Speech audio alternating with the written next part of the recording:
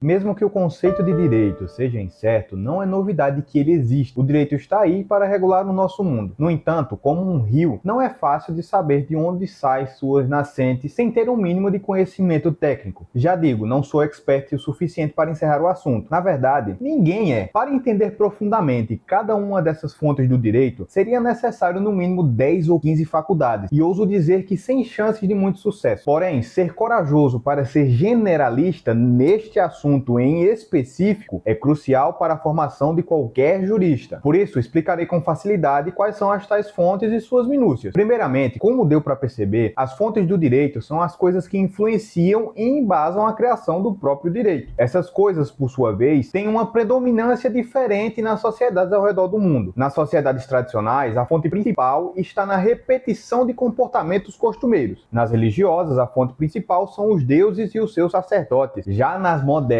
onde nós somos incluídos, a fonte principal é a vontade da sociedade. Nesse modelo, as fontes se dividem em dois grupos: fontes materiais, que não criam o direito diretamente, mas influenciam na sua criação, ou seja, é de onde surge a causa para a produção do direito, e fazem parte desse grupo as necessidades humanas, os valores sociais, a vontade do povo, grupo ou classe, e etc. O número de exemplos que podem ser dados aqui é quase infinito, mas a doutrina as agrupa em duas teorias principais: teoria funcionalista, que diz que a fonte material se funda em uma necessidade geral da sociedade, e a teoria do conflito histórico-social, onde o fundamento das fontes materiais estaria na luta de interesses opostos, como, por exemplo, na luta entre patrão e empregado. Já o segundo grupo, o grupo das fontes formais, são as mais amplamente conhecidas, pois são aquelas que possuem o poder direto de criação das leis ou normas, pois são a manifestação do próprio direito. Por sua vez, essas fontes formais podem ser divididas em dois subgrupos: diretas, onde o poder de criação realmente cria, podendo ser escritas, como por exemplo a Constituição e suas emendas, os tratados internacionais, decisões judiciais vinculantes, medidas provisórias e demais espécies normativas. Detalhe: as fontes formais escritas costumam abranger um maior número de casos. Por isso, elas possuem duas características muito importantes. Primeiro, a generalidade, e segundo, a abstração. E conversaremos melhor sobre essas características em momentos oportunos. E as fontes formais também podem ser não escritas, como por exemplo os costumes jurídicos, os princípios gerais do direito e até a vontade dos particulares. Sim, um contrato boca a boca cria lei, mas só lei entre as partes. Isso é importante frisar, porque as leis contratuais não são de ordem pública, ou seja, elas não são cogentes, de obediência obrigatória. As fontes formais também podem ser do grupo indireto, onde o poder é de mera influência na criação. E aqui temos como exemplo a doutrina, os precedentes judiciais e as súmulas não vinculantes. Não vinculantes, ok? O que significa dizer que não a seguir não é infração. Seguir elas não é obrigatório. Para encerrar essa parte de classificações, outra classificação que pode lhes interessar são as classificações quanto às fontes formais primárias e fontes formais secundárias. Quando falamos das fontes formais primárias, estamos falando das fontes formais também chamadas de imediatas, onde aqui no sistema Civil Law teremos um vídeo sobre o que significa Civil Law, é a lei. E é da lei que nasce os direitos, os deveres, as obrigações. Agora, quando nós falamos das fontes formais secundárias, estamos falando de fontes formais que são mediatas. São fontes de mero auxílio interpretativo e se colocam entre elas a doutrina, a jurisprudência, os princípios gerais do direito. Se você entendeu bem até aqui, poderá dividir de forma simplificada assim: fonte material é de onde vem o direito, fonte formal é para onde vai o direito. A fonte material é a produção do direito, a fonte formal é a manifestação do direito, a fonte material é o que influencia, a fonte formal é a lei. Claro, colocado lei aqui em seu sentido amplo. Agora, muito importante, para que você não se perca em todos esses nomes, eu preciso encerrar apresentando um pequeno glossário. Vamos lá. Das fontes formais nós temos a Constituição, que é a lei máxima de um país, a que organiza o Estado e garante os direitos fundamentais. Temos a emenda à Constituição, que é a alteração feita em cima dessa Constituição. Temos os tratados internacionais, que são acordos firmados entre países, que no sistema brasileiro pode ter força de lei interna. Medida provisória, que é a norma com força de lei editada pelo chefe do executivo em situações de urgência. Decreto legislativo, que é o ato usado para tratar de matérias específicas. Resolução, que é a norma interna de órgãos do legislativo ou judiciário, decreto ou regulamento, que é ato do Poder Executivo para detalhar e garantir a execução das leis, instrução, norma administrativa, que orienta a aplicação das leis dentro de órgãos públicos, portaria, ato administrativo, que regula questões internas da administração pública, circular, comunicação interna que padroniza procedimentos, ordem de serviço, determinação interna para execução de tarefas em órgãos públicos, doutrina, que são os estudos e opiniões de juristas, ou seja, autores do direito, que ajudam a interpretar as normas, costumes jurídicos, práticas reiteradas com aceitação de obrigatoriedade jurídica, meu Deus, eu já tô me cansando, viu? Precedentes judiciais, decisões anteriores dos tribunais usados como base para casos semelhantes, súmula não vinculante, que é o resumo do entendimento dos tribunais sobre determinado tema sem obrigatoriedade, decisões do judiciário, sentenças e acórdãos no geral, princípios gerais do direito, que são valores fundamentais que orientam o sistema jurídico, e a vontade dos particulares, que é a autonomia das pessoas para criar normas entre si, como por exemplo através de contrato. Agora, quanto às fontes materiais, eu devo deixar você ciente, como eu disse anteriormente, os exemplos são quase infinitos, então aqui eu só vou me focar nas fontes materiais principais, que são os valores sociais, são princípios e ideias que a sociedade considera importantes, as necessidades humanas, que são demandas básicas da sociedade que exigem regulamentação, como por exemplo segurança, saúde, educação, elementos culturais como aspectos gerais da cultura, tradição, religião, hábitos, costumes sociais, que são comportamentos repetidos e aceitos pela sociedade ao longo do tempo, vontade do povo, que eu não preciso explicar, vontade de certas classes sociais, como por exemplo o interesse de grupos específicos, empresários, trabalhadores, e vontade dos grupos de poder, que são a influência de grupos com poder político, econômico e social na criação das leis, como por exemplo os bancos. Bem, eu espero que você tenha gostado. Esse vídeo é um apanhado geral do que significa as fontes do direito. Caso você não saiba o que é o próprio conceito de direito, eu recomendo você assistir o vídeo anterior a esse, que também está nessa playlist de curso de introdução ao estudo do direito. No mais, as minhas redes sociais estão aqui embaixo e bons estudos!